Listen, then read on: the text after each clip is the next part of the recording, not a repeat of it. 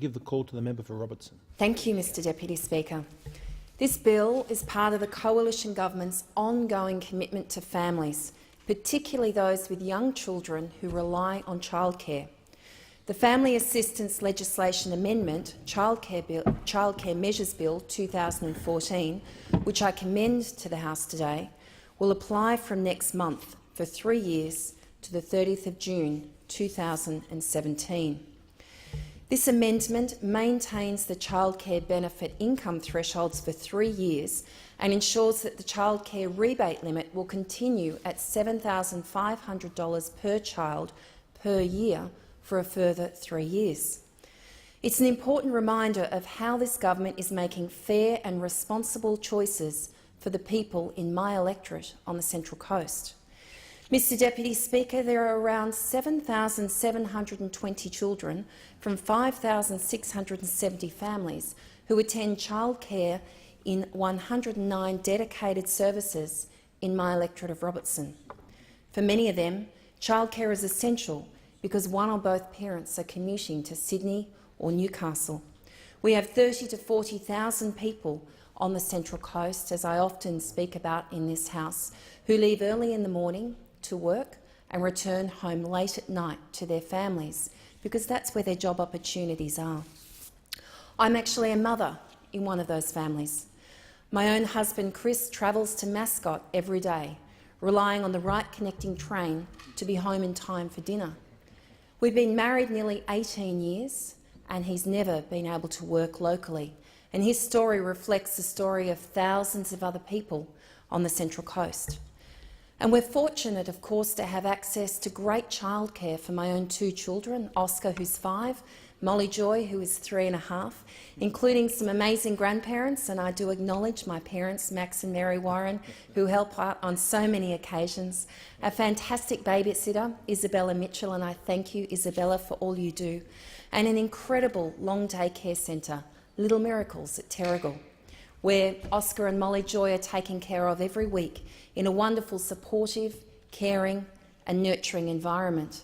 And I just take this opportunity to place on record my thanks and appreciation for the directors of the Childcare Centre at Terrigal, Rob and Sue Bateman, and also the centre supervisors, Sue Noble, but also to say thank you to the 109 centre supervisors and operators who do such a great job for our children every single day. And yes, it comes at a cost. Childcare does come at a cost. Our childcare fees now average $370 per week for families who work full-time on the Central Coast, which is an average cost per hour of $7.15. While this is lower than the national average of $7.35 an hour, $375 per week is a lot of money for most families, and it underlines the need to make childcare more affordable, more accessible and more flexible. And that's why, of course, the Coalition's decision to task the Productivity Commission to look at this issue is an important part of the process. And while the bill before the House tonight is important, it's also timely to note that the measures do not in any way preempt the Productivity Commission's inquiry into childcare and early childhood learning. We need a holistic review into how we can best ensure that childcare is affordable, accessible and flexible for families in my electorate of Robertson, for families in New South Wales and indeed for families right around our nation, for the sake of our children, for the sake of the parents of our children, and for the next generation and generations to come.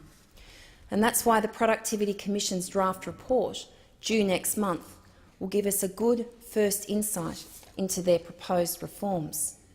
But in the meantime, the measures in this bill are necessary. Families are struggling to access affordable and accessible and flexible childcare due to fees skyrocketing 50% nationally during Labor's 6 years in government, and these increases are simply unsustainable. The former government, including the former member for Robertson, claimed to support childcare, claimed to support families, and yet they watched while family budgets were thrown into chaos due to these soaring prices. In contrast, the Coalition government is making decisions that repair the budget and, through our economic action strategy, build a strong, prosperous economy and a safe and secure Australia. Let's remind ourselves of one salient fact, that because of Labor's debt, $1 billion a month in interest is being wasted.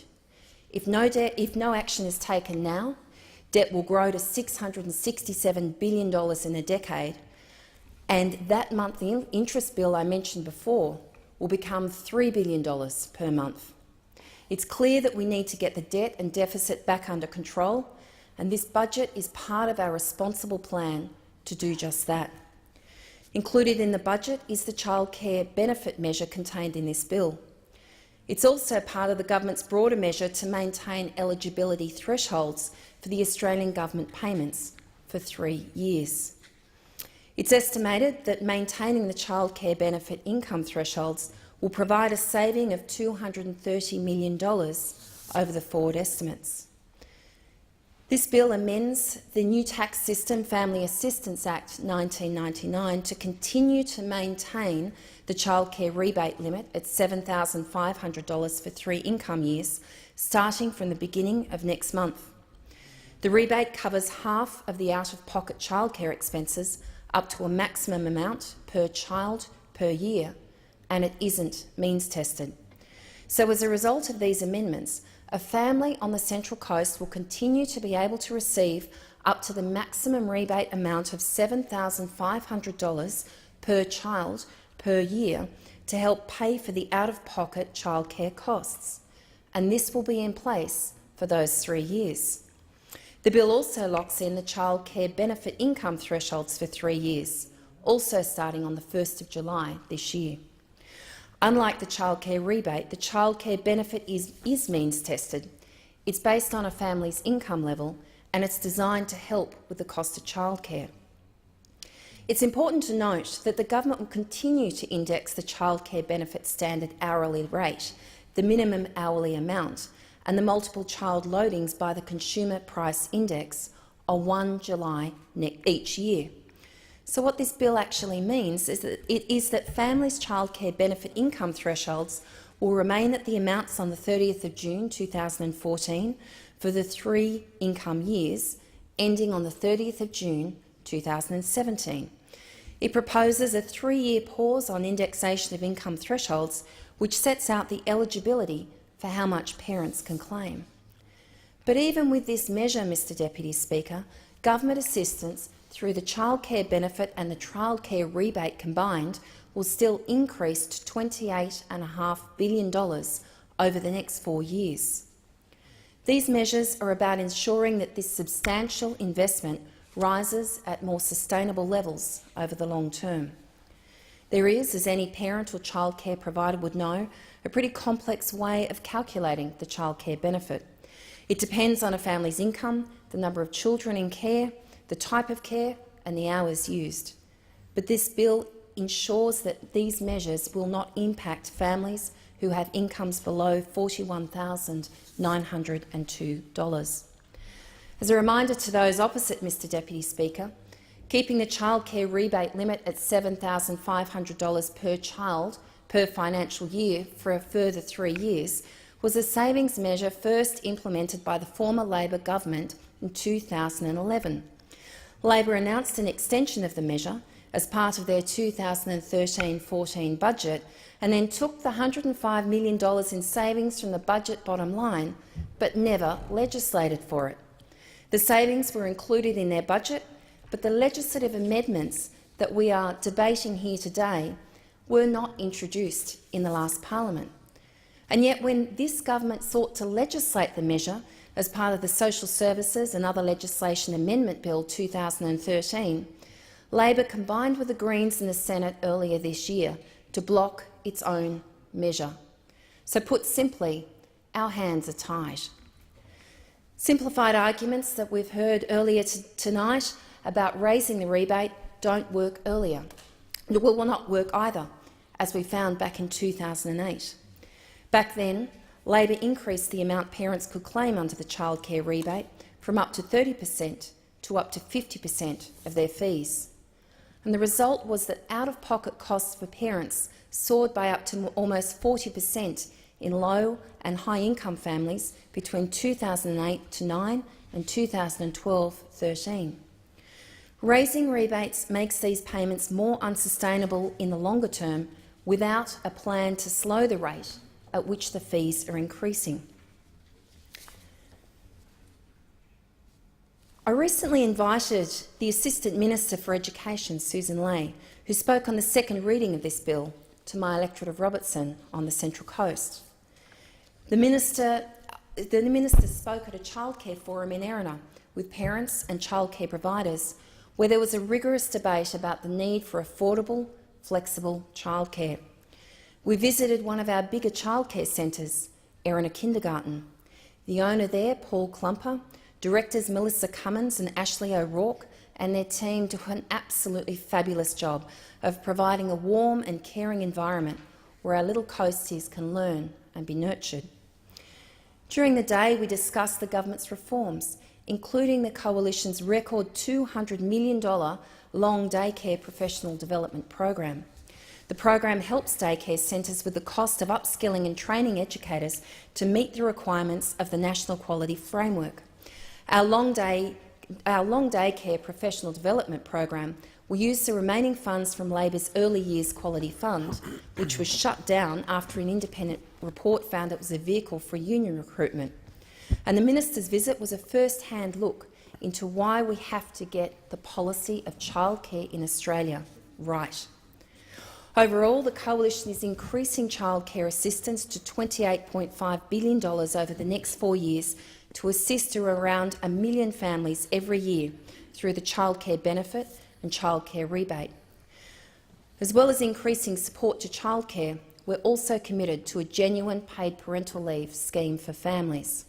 This is a commitment that we have taken to the last 2 elections. It's also something that I know is of great importance to people in my electorate of Robertson. Our paid parental leave scheme pays a real wage plus compulsory superannuation. This not only values women's current work, but also makes sure there is future recognition in the form of proper superannuation. It reflects the true value of a woman's lifetime of work, and it's about delivering appropriate workplace entitlements for women who choose to work and often have a family. And it's often at the crucial point of time in their career cycle that they will have their family. Mr Deputy Speaker, I firmly believe that paid parental leave should not be treated as a welfare entitlement. It is a workplace entitlement. The opposition wants to frame paid parental leave, the Coalition's paid parental leave scheme, as a $50,000 gift to rich people. But from what I know in talking to people on the Central Coast every day, this is a genuine hand up for families, not the millionaire families that Labor talk about, but women who are nurses, who are teachers, who are shop assistants, who are factory workers, who are clerical workers, who are casual workers, who are small business owners. For these people, our genuine paid parental leave scheme, especially in those early months of juggling a family, could be a real help with their family budget.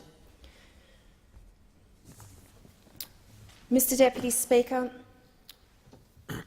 paid parental leave and the current debate about paid parental leave in this House at the moment, just want to say I believe this is actually about a real cultural change in Australia. It's about moving the paid parental leave scheme and debate from a welfare entitlement to a workplace entitlement. But this cultural change is important for Australia. It is important for productivity in our nation. It's important for our future generations in Australia. And in time, I believe we'll actually look back in the annals of history on this argument and we'll wonder what all the fuss was all about. Because why should people be paid at their real wage when they go on holidays, when they take long service leave, when they take sick leave, and then effectively be paid a welfare wage when they go on parental leave, paid on parental leave? It just doesn't add up.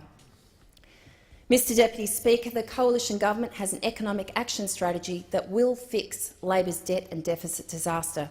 We've delivered a budget that ensures we'll get back to living within our means, just as households must. We're taking responsibility and fixing up Labor's mess through strong and fair action. I commend this bill to the House as a parent, as a member of Parliament and as a resident on the Central Coast who knows that we need to make responsible decisions to get Australia back on track to a secure future.